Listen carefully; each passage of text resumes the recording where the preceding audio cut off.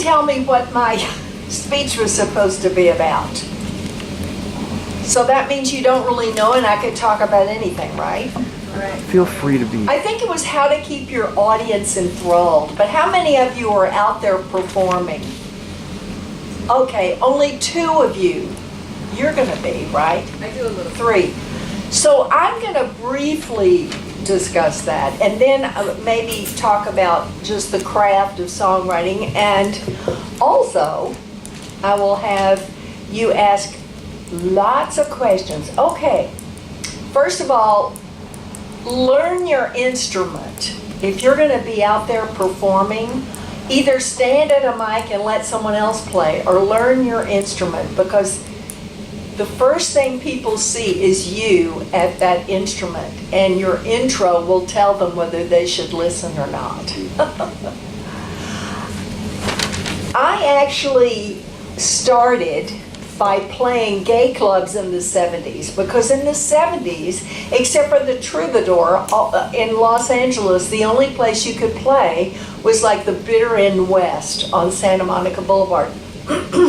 So I was playing there every week, and you can imagine that the guys who came there were not there to see me, okay? They were there to talk among themselves. So I had to get them to listen. Now, whether you're a performer or not, you do need to get people to listen. So that's mostly what I'm going to talk about. But as a performer, I can tell you, getting people to listen isn't always the easiest thing in the world. So what would you do if you were me at the piano playing unfamiliar songs to people who were there for another reason? Okay, the first thing I thought was, I have to get these people involved in my songs. How can I do that? They've never heard them. So I would get them involved by creating a riddle which the song would solve. I would talk to them about something about their lives, because you know what? People are interested in themselves way more than you. If you just don't remember anything from what I said, remember that. People are interested in themselves. Just like right now, you're way more interested in yourself than you are me, and I don't blame you. So that means I have to tell you something that will help you. So when these guys are there, they're trying to pick up somebody or something, I give them some little tidbit. Like one time I did a show at a regular club, and some guy said, I had to listen to that song because I knew I had done that to my girlfriend, and I didn't know what was going to happen until I heard the end of your song. So if you get them in really excited about the story you're going to tell because they have lived it, then they're interested, you know? They're interested in their lives that you are revealing in your song. So that means you have to write something they're going to relate to also. And as good as that song was about all of the airports, not everyone has been through that. You know what I mean? So, but don't give away what your song is about. I'm in this musical artist workshop, and the acting teacher is always saying, don't introduce your song about meeting John under a lamppost in Memphis by saying this.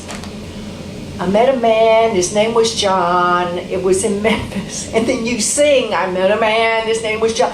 No, you can't give away what your song is about. You have to get them interested by saying just enough that the song will solve the riddle you have presented. It's really I've been hired to write a lot of people's shows, what they say between the songs, because that is an art in itself. One of the chapters in my book is called Is There Life Between Songs? And that's what I talk about, how you do that. Now, most of you aren't performers, so that's all I'll say about that. But the intro to your song applies to whether you're a performer or just pitching to somebody, because the intro, they're already, like somebody said today, I knew by the intro I liked that song, you know. You'll also know by the intro that you don't want to listen.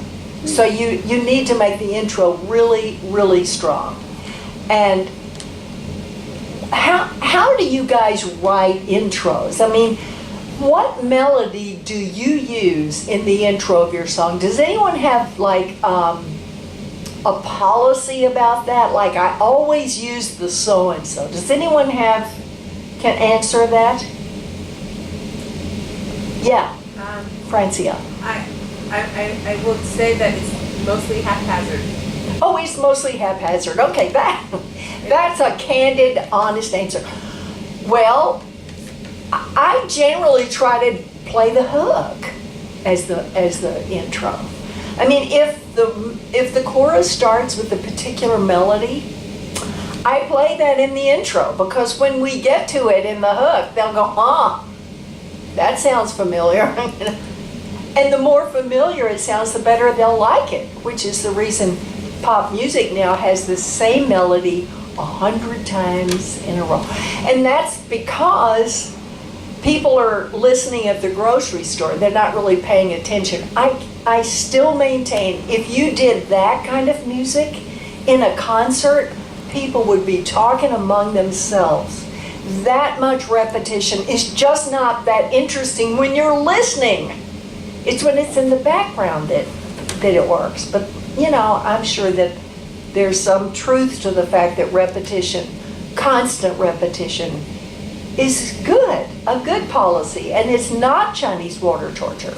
Okay, now, make sure the sound is good enough for your lyric to be heard. Today we heard some of that wasn't quite right, but first of all, write a lyric that will get people really involved, and then have it be audible. Find out, if you're up there performing, like last night I heard Marty Axelrod, who's absolutely wonderful. He was at the Coffee Gallery, and the first song, he kept saying this line over and over, and I could not understand it. Oddly enough, the line was totally nude. But I mean, it was a funny song, and it would have been funnier if I'd heard that's what he was saying. But then they fixed the sound, and everything else was wonderful. Yeah, your melody has to be interesting enough to keep people's attention while they're listening, And as I said before, the melody rhythm is so important. When I was younger, I used to have this friend, and we would tap on each other's forehead the rhythm of a melody and try to guess what it was. Oh, wow. And so he would go da da da da da da da da da da da da da da da. That's such a known rhythm. You know what that is, right? I mean, it's America from West Side Story. Yeah. But I mean, not all rhythms are that well known. Chord change is so important. Like, I loved his song because of the chord changes. Okay, is the first line of your song fabulous? I have one of my assignments when we get to the lyric part of my step-by-step process is to write down all of the first lines of songs you love. Not that you love the songs, but you love the first line. And when you analyze songs, look at that. Look at how good are those first lines. My father sits at night with no lights on. His cigarette glows in the dark. Now, some of you are probably too young to remember that, but it was Carly Simon. That's the way I always heard it should be. When I heard that, I pulled off the road. So, first line's really important, and make sure the lyric makes sense. I know that that's overrated, but not in my world. One thing about you singer-songwriters I want to say is know who your target audience is. Yesterday I sang a new song in my musical artist workshop. And you may not think about this, but if someone hears a word they don't understand, they will go blank thereafter. They won't hear anything else you say. And it never occurred to me that in the first line I was using a word that people didn't know.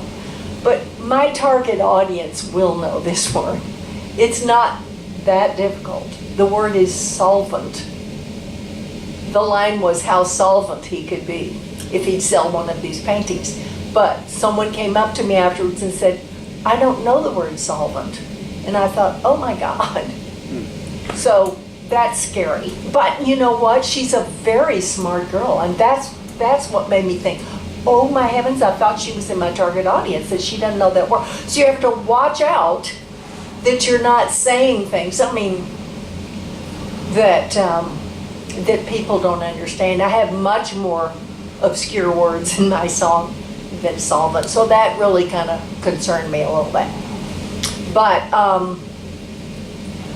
okay, so much for the singer-songwriter part. I believe as far as writing songs to begin with, there are two things that make songs remarkable. One is the truth, and one is the craft. Now, I teach the craft. I've been teaching it for 32 years. And I teach it in a step-by-step method. But when I say the truth, I don't mean the facts. If he had a blue shirt on and you put him in a pink shirt, it's not a big deal. What matters is what in that experience did you learn that you can help someone else with? David Wilcock says he writes from little realizations. I think that's wonderful. I have experiences, I have like a blinding epiphany, and I think, okay, I'm going to write a song about that. Sometimes I'll be in a movie and I'll go, oh, and I'll just start, that's what I want to write about. The experience I had watching that movie, that movie taught me something about life, my life. Okay, I'm going to write a song about that so someone else can have that realization. We have to help each other. And I don't mean preaching. That's the last thing I want to hear in a song, somebody preaching to me. But like, you go through it, you have this realization, maybe someone else can have that realization too. So that's what I mean by the truth. You're writing the truth of life. But if you write the truth and you don't have the craft, that's when you're at open mics and people go, ooh, I didn't want to know that much about that person. It's just that you didn't have the craft to put the truth in words and music that will go in.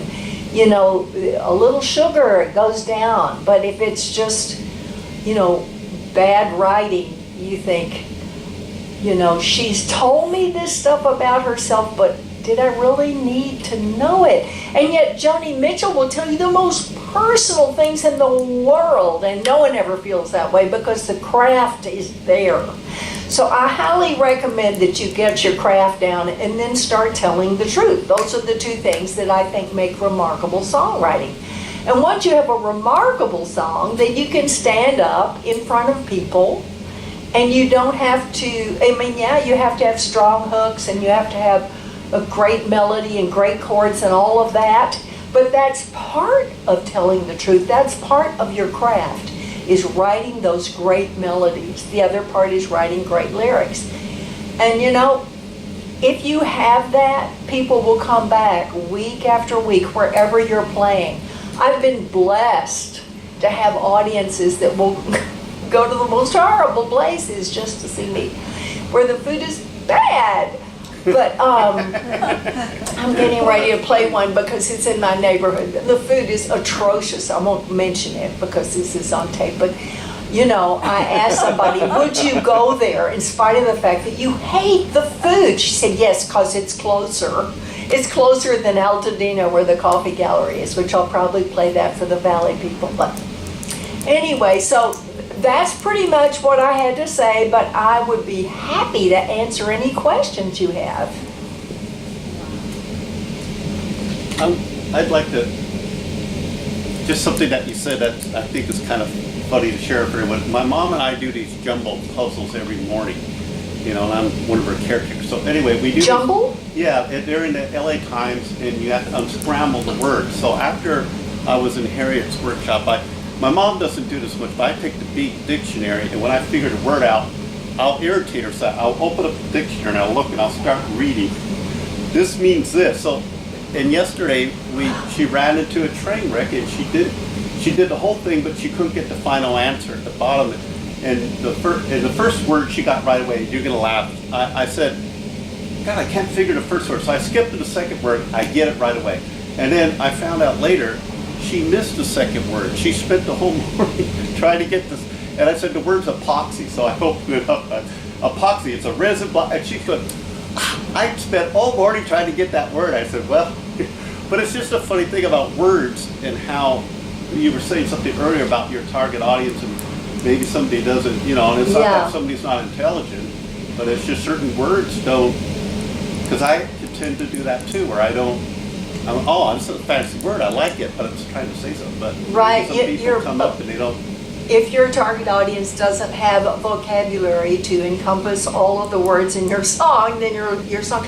I know I have a song, the second verse of it. The publisher always wanted me to change it, but I refused to because it says exactly what I want to say. And it's day by day you pontificate on all the people you've come to hate. And here I sit at 3 a.m., aware at last that I'm one of them. Well, there's no way you're going to change that word and have it mean the same thing. So I didn't. And then 3 people have cut it anyway. So. Nice. That's funny. I was just having a conversation within the last couple of days with somebody who were talking about UCLA basketball. And one of the announcers for UCLA basketball is Bill Walton, one of the great UCLA players of the past. And I said, he pontificates about everything. Right. Yeah, there's no word that means that except that, But don't get me started on the language, because the language is suffering terribly. I don't know whether it's because people text or they dictate or what, but it's really sad. I got an ad today that said, Sundays are for saving, but it had an apostrophe before the S. So I send it back. Sundays, not Sundays, Who cares? But I feel like if the language is getting weaker and weaker and more pathetic and badly used, then the ideas we're trying to express will not be understood. And the teachers are on strike, but the fact is people can't read or write when they've finished high school in this state for sure. And so that affects, whether you're going to be able to be a literate songwriter and be heard. I still think there's an audience for that because people want to hear ideas that inspire them. They don't want to just hear, baby, baby. You know what I mean? Yeah. So anyway, You worked for Phil Spector.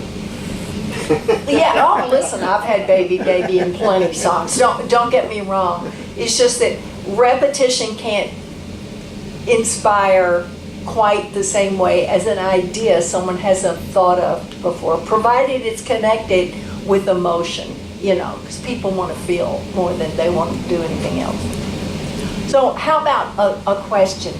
I've got a song which it's been questioned when I present it to somebody about that you can't have a song with that title in today's market.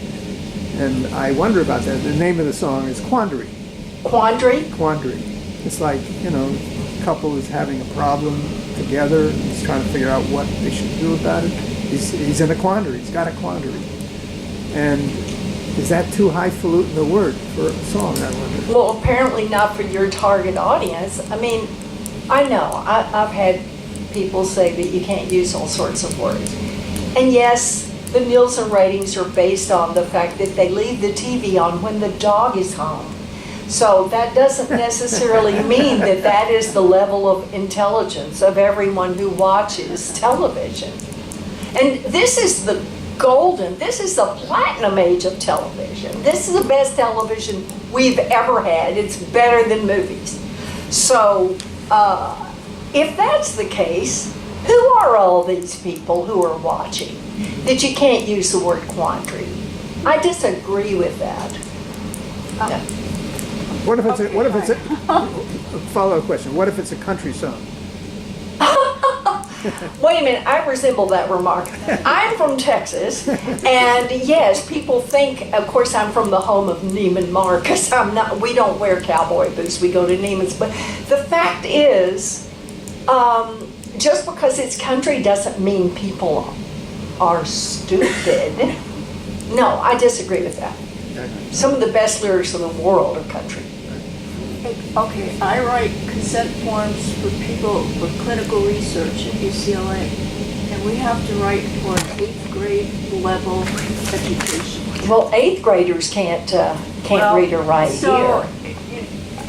I'm saying, you really have to, I hate to say, dumb it down, but, Well, if your whole goal is to reach the most people, and that's the most people, okay, I understand. right? But do you want to be McDonald's? Is that your goal? Do you want to be the biggest? Or do you want to be the best? I'm sorry, I just can't. You're right though. If you want to reach more people, you're going to have to dumb it down. But is it quantity you're going for? Well, Is that all that matters? that's McDonald's has a remedial reading course for their employees because they can't read the sign that says wash your hands after going to the bathroom. No, seriously, I heard it on the news. It might not be true, but I did hear it on the news. So it's pretty bad. And consent decree, yeah, people don't know what they're signing. So I consent to remain ignorant. So who else has a question? I'm on a soapbox. I didn't mean to do that. No, it's great. Yes, Francia. I find with several of my songs, I've started out, and then as I continue, the song is so different from where I started. It's like a new song.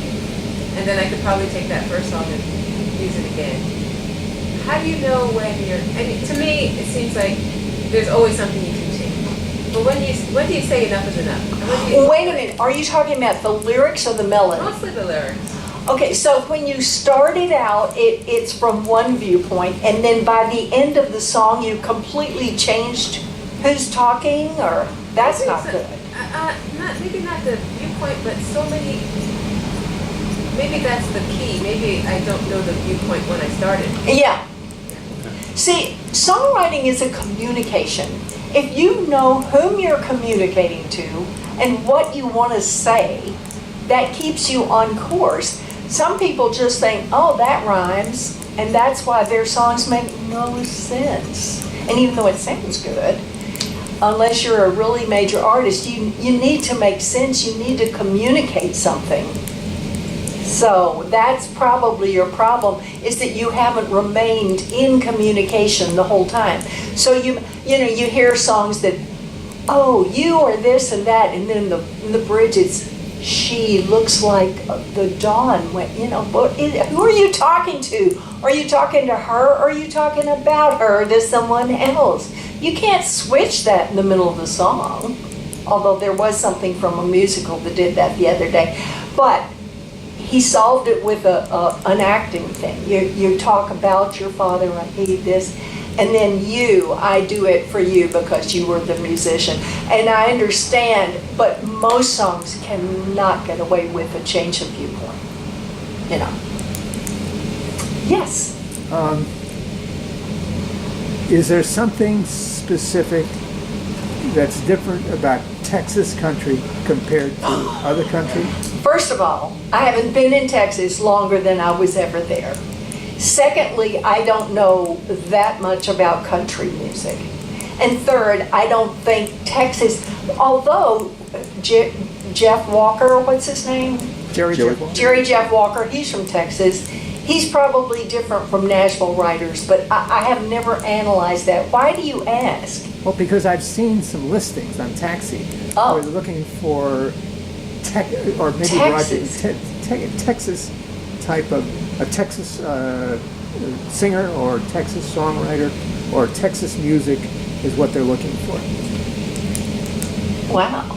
Well, first of all, Taxi wouldn't be asking for a Texas singer, would it? maybe you're pitching to a Texas singer. Right.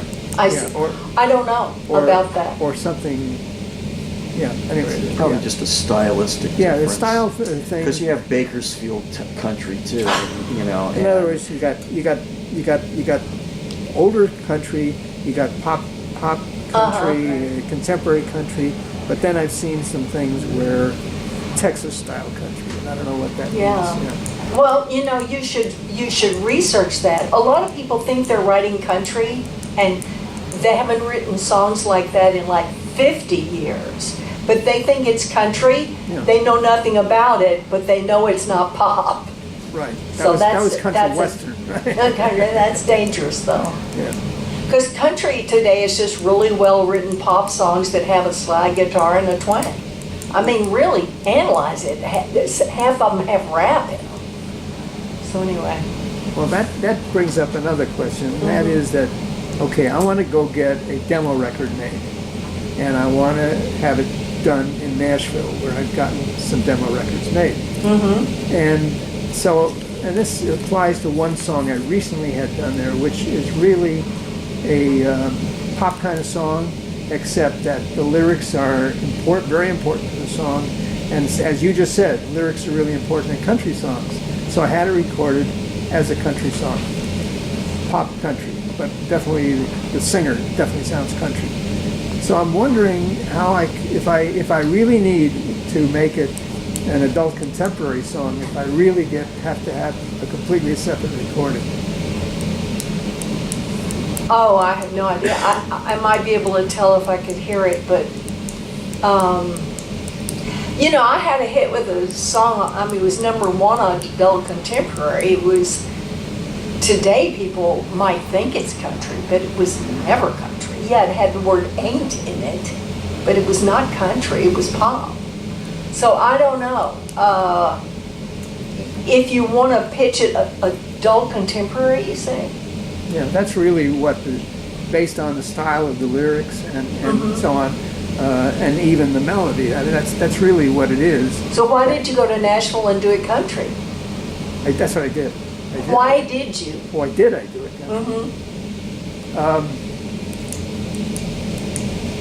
Because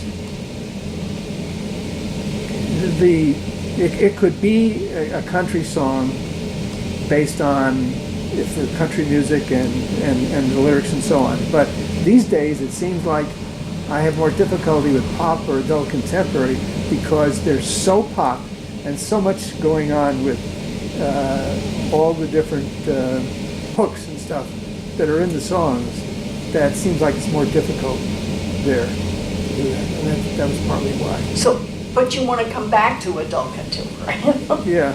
Okay, I would have to hear it. I have no idea why you did one or the other, but I understand. Yeah, Nancy? Your song ain't no way to treat a lady. Yeah. And then you said it wasn't country.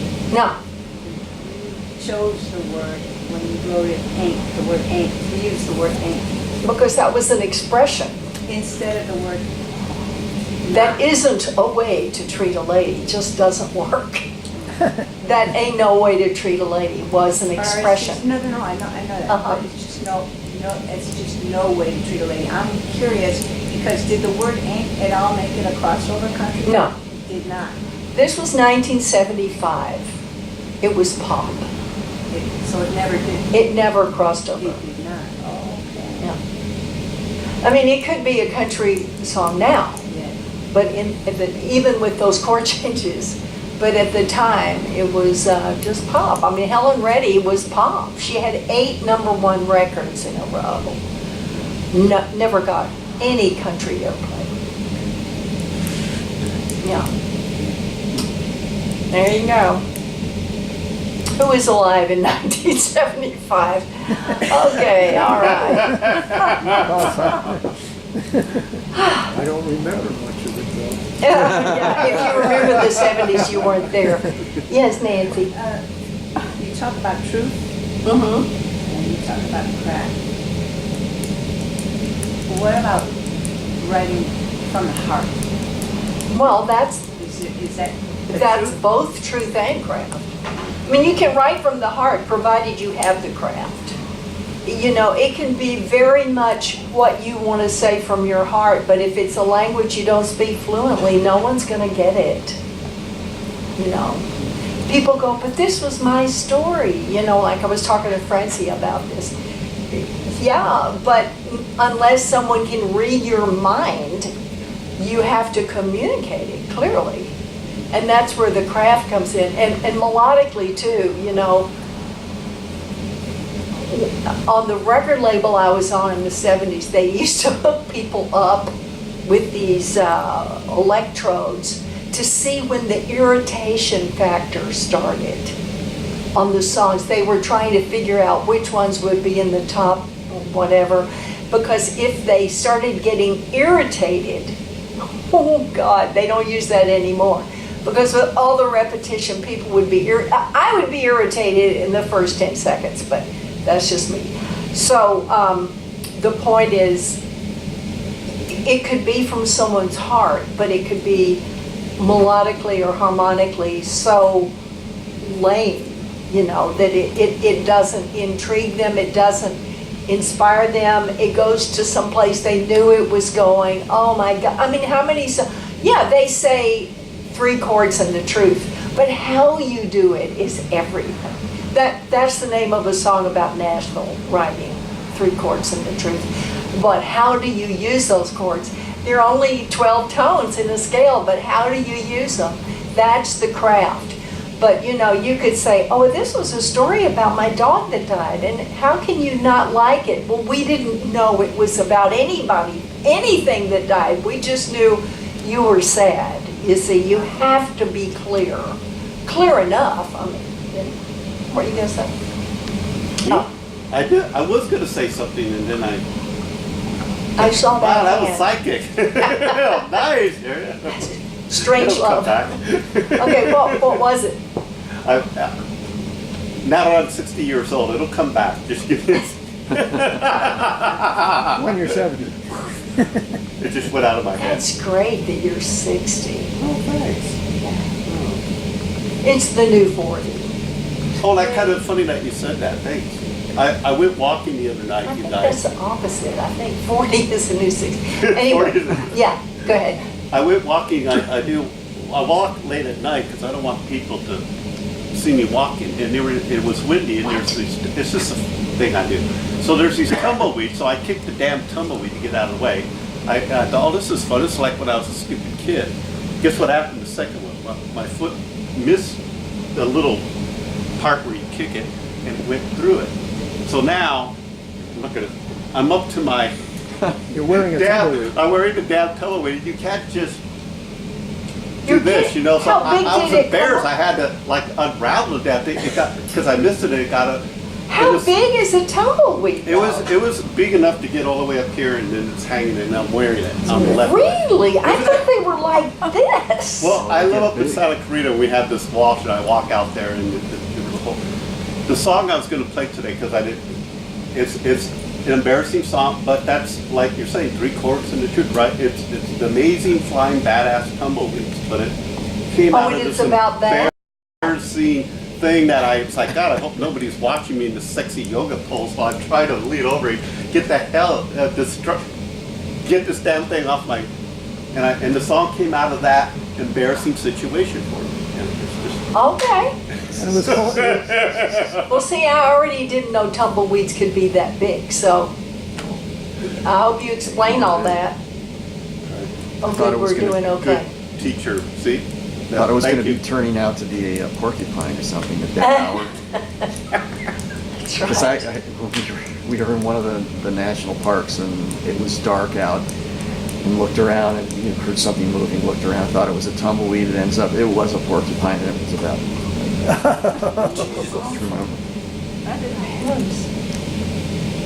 So are you a songwriter too?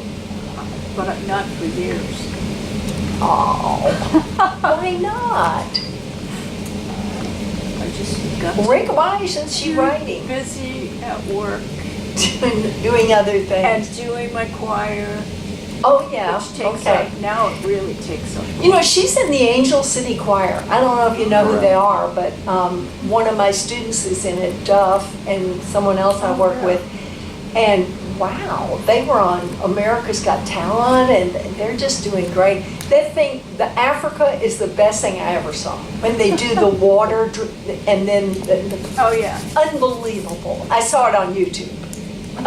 So everybody can Google it. Yeah, you should. Google Crowd. Africa, Angel City Choir. Honestly, it's unbelievable. It's the song Africa. But you hear Oh, yeah, I rain saw that. That was great. That and was great, yeah. everything. I don't know how in the world they do that. Now, are you writing, Rick? A little bit here and there. Huh. You should be writing more. You're right. I should too. We should all be writing more. You're absolutely So correct. Yes, what Nancy. question would, in all your years of experience and sitting in front of an audience and be asking questions, what is a question that's probably most asked of you by, from an audience? How do you get your songs to so-and-so? How do you get... People are so interested in how to get their songs cut. They're much more interested in that than in the craft of songwriting. And I don't think they've put it together that craft precedes success, and it doesn't always, because we've heard some really bad stuff out there, but it usually does. And a lot of times people want to know what comes first, music or words. And I say either one, but it's important to know what you want to say. That's really helpful. I don't know what is most often asked. When I'm being interviewed, they want to know how I wrote a particular song. But when I'm just, in front of songwriters, they usually, want to know how to become successful. It's true that success is very important, and I thank God, I'm old enough to have come up in the 70s when you could get songs on the radio and make a lot of money. We're working on it, but it's really hard now. Everything, that book comes with a CD, but I don't put the CD in it now because all of the songs on it, plus all of my other albums, they're all on Spotify for free. And when I get my statement, there are so many zeros after the decimal. I didn't watch Sesame Street long enough to know what that really means, but I know it means I'm not getting a lot of money. So the thing is, it doesn't mean that being a songwriter now, you can't make money. You can make money because it's easier to get your songs out there. It's just harder once you place them to make money from it. But you can pitch to film and TV, you can get music libraries, like I was telling him. There are a lot of ways to get heard, and that's really important. But I still think I would do it if I weren't making a penny. It's just, it is the most rewarding thing in the world, is to write a song that makes, if my audience isn't crying, the men too, okay? The men and the women, they have to cry and laugh all during a show of mine, and that's my goal. And I pay the band and I don't end up making anything, but I don't care. Because I have had an effect on those people's lives. And they go home and they talk to their spouse and they feel better about things, and they were going to break up and now they're not. Things like that. That's an effect you can have on people that no one else in the world can have. When songs are so powerful, you have no idea. You do, or you wouldn't be doing it, but it's, that's what it's all about. It's not about, the money that Achy Breaky Heart made. It's about the effect you have on another human being. What are you working on now? I'm working on, I just finished a song that I played Sunday night at my showcase that I've hosted for 5 years called Snap, Sunday night at the Pavilion. March 10th is the next one, and Jilly's going to perform. But Where's? It's at Celebrity Center in Hollywood. Okay. And the audience went nuts over this song, and that just made my night. No money involved, just, Hillary Rollins, who's a wonderful friend of mine and a brilliant lyricist, came up and said, "You took me on this journey and I went here, here, and here." And so I thought, it's worth it. That's what gets me up in the morning. So, but I'd love to do that for all of you all if you would. I'm going to put you on my email list and tell you when my classes are and tell you when my shows are. And What I do know you you do see a lot of people here, but What do you do in Kathleen's show? in I have a song that's on my new album called "When You Were Mine." It's about my ex-husband. And I tell the story that led up to that song, much more than I do in a live show. And, this show is called It's Just My Life. And I do a monologue, and everybody does a monologue from their real lives, including Kathy Rubin created the show. And when she did her monologue in Gary Emhoff's open class that I went to, which I've been in for 6 years ever since, I signed up. That's how good it was.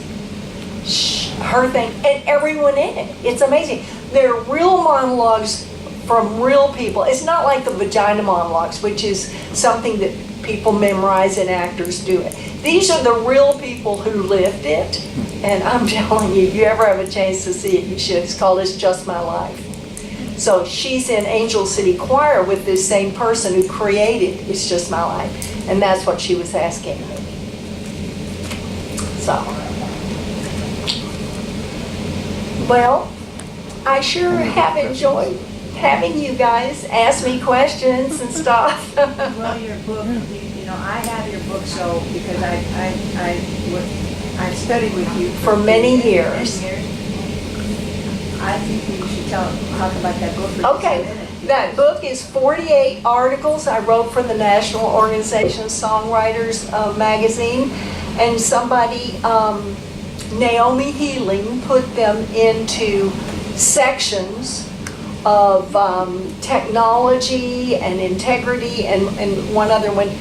And each little chapter is like a page and a half. You can read like one a day and you'll be inspired. I know people, even visual artists who read it, and they just love it.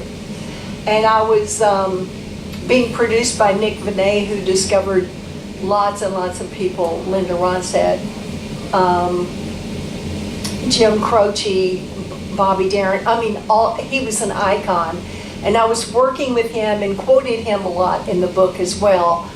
But it's just, it answers a lot of questions that you might have about the craft. It's not my step-by-step method because that is confidential, but it's good. And when you study with me, you have to get the book. So a lot of my students have read it.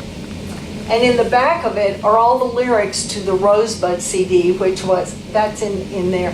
But it's not in there, so that means the book is cheaper, but you can get them for free on Spotify anyway, but the lyrics are in the book. Thank You you. got a lyric in there about Marlene. Oh, Marlena Dietrich. Yeah, there's Yeah, I a love that. song about Marlena Dietrich in Yeah, there. it's very Yeah. So, a lot of talent in this room. I appreciate your coming and hearing me, even though I can't pitch your songs. There aren't a lot of people that are pitching the songs these days that come in. It's mostly the craft work Oh, good. kind of things. Okay. When I was doing the introduction earlier, I'm always looking for ideas and who to knock on a door for, make a phone call, and try and get in here. Things that songwriters have questions about, whether there's songwriters and the craft or business side. I think that's the weakest side of songwriters. It's the business, and they really need to know. They want to run away from it rather than towards it. I know. I had to hire an attorney to get... I co-wrote all the songs in The New Adventures of Pippi Longstocking. Some of you may have grown up and seen that. And I owned part of the publishing. But EMI managed to never give me the money for any of it, so I had to hire an attorney to go chase down the EMI money, and the attorney took 60% of it. Wow. But it was money I wouldn't have gotten otherwise, so. Wow. was it performance royalties? No. Oh, it was right. It was publishing royalties. I had part of the publishing that we managed to maintain. The PRO didn't do to it retain. for you? Huh? The PRO didn't do it for you? Apparently not. Well, no. And it wasn't really their fault either. Somehow, we just never got it. They sent it all to EMI. The old black box Yeah, thing. it's just ridiculous. Yeah, there's a lot of Sorry, that. I gotta get